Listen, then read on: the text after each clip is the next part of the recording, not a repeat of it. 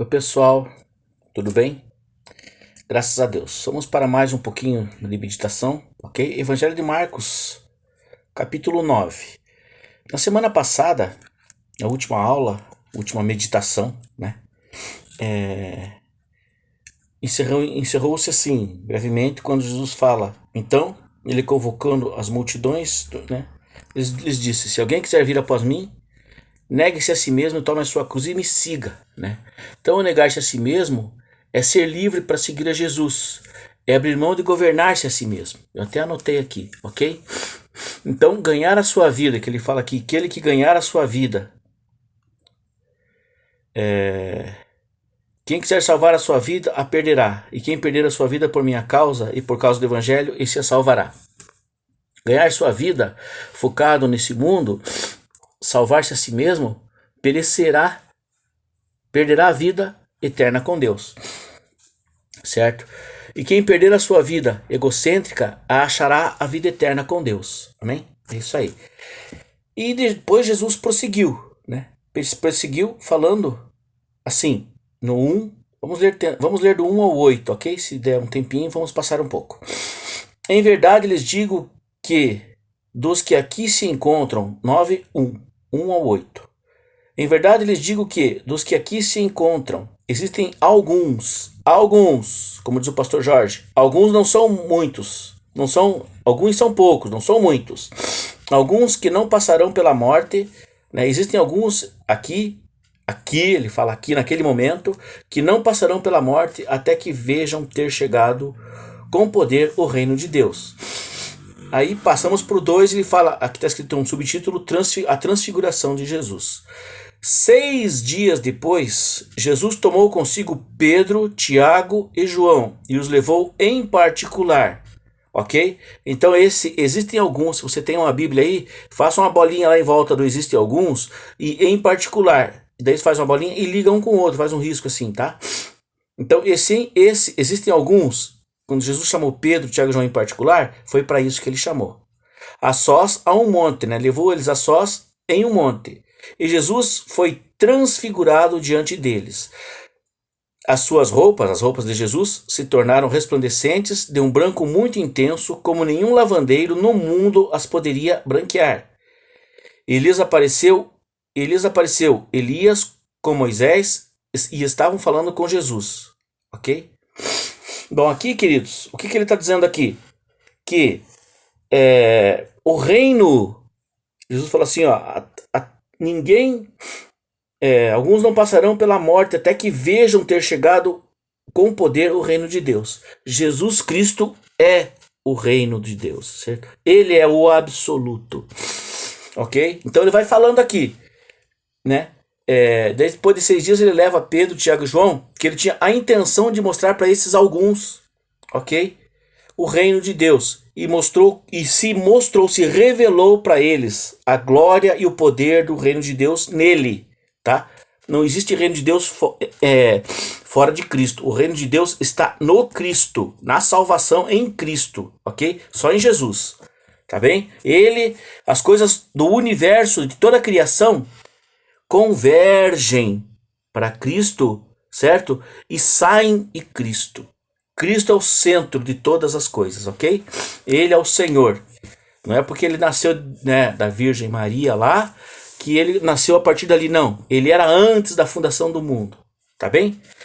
E eles apareceu com Elias e Moisés e estavam falando com Jesus. Então Pedro, tomando a palavra, disse a Jesus: Mestre, bom é estarmos aqui. Façamos 3 tendas, uma para o Senhor, outra para Moisés e outras para Elias. Parênteses aqui.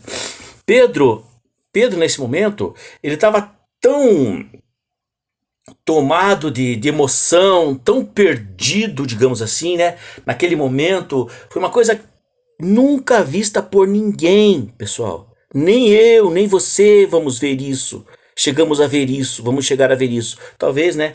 Ainda um tempo aí, mas isso aqui que Jesus falou, alguns, não são muitos, não, alguns. Ali ele chamou Pedro, Tiago e João. E olha o que Pedro fala, né? Façamos 3 tendas. Por que façamos 3 tendas? A intenção aqui, Pedro, 3 tendas, uma para Moisés, quem é Moisés? Moisés representa a lei judaica. Elias representa a profecia, os profetas, certo?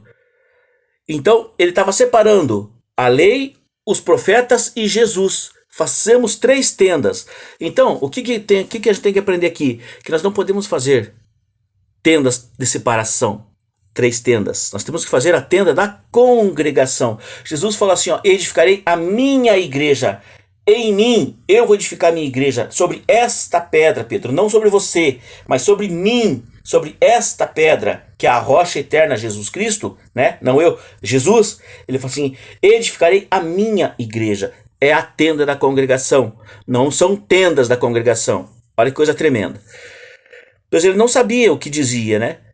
Por estarem eles apavorados. Olha aí, ó, Pedro estava apavorado. Ok? Para frente. A seguir veio uma nuvem que os envolveu, e dela veio uma voz que dizia: Este é o meu filho, o meu herdeiro.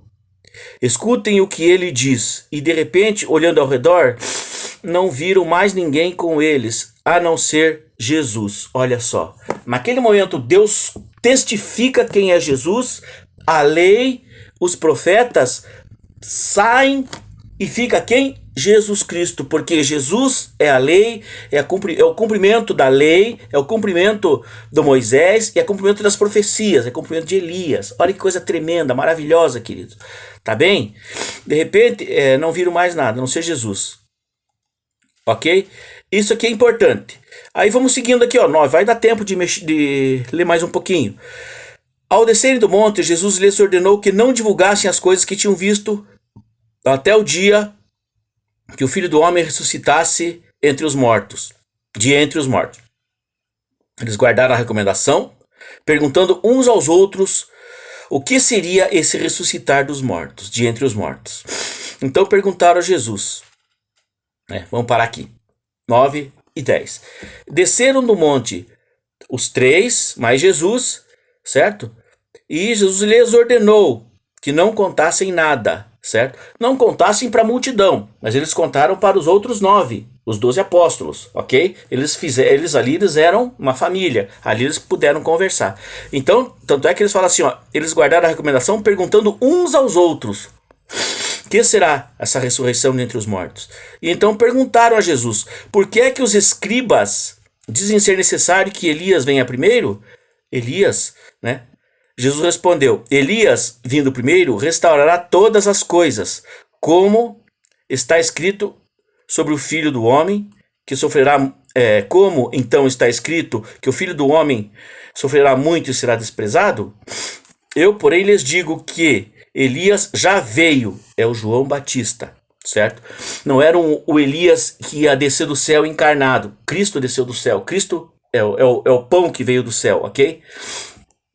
Não era no espírito, no poder de Elias, ok? Olha que coisa interessante. Essa dúvida toda aqui, todo esse tempo aqui que eles fazem essas perguntas, restaurará todas as coisas, eles fazem algumas perguntas para Jesus na dúvida. Veja o que é essa dúvida, a dúvida do cristão. O que a dúvida do cristão produz no cristão? Ela produz a busca da verdade. O Espírito Santo produz dúvida, tá? Nem toda dúvida do diabo, não. O Espírito Santo produz dúvida para fazer você buscar mais do Senhor Jesus. Ok, querido? Então, eu porém lhes digo que Elias já veio e fizeram com ele tudo o que quiseram, como está escrito a respeito dele. João Batista veio somente no poder de Elias. É isso? Tá bem, querido? Eu tô meio resfriado hoje, tá? Mas essa é a mensagem que eu tenho para você, tá? Que o Espírito Santo trouxe para você, que trouxe para mim, e eu quero passar para vocês. Tá, ok? Então nós precisamos do Espírito Santo para que ele gere em nós as dúvidas santas, para que sejamos esclarecidos, cada vez mais próximos de Cristo, para que nós cada vez mais deixemos esse mundo, né? Aquele que... para nós nos negarmos cada vez mais. Quanto mais nós entramos no reino de Deus, conhecemos Jesus, mais o seu reino, mais nós negamos as coisas do mundo, mais nós ficamos com Cristo, mais nós ficamos no reino. Amém? Deus te abençoe. Fica com Deus. Até a próxima. Tchau.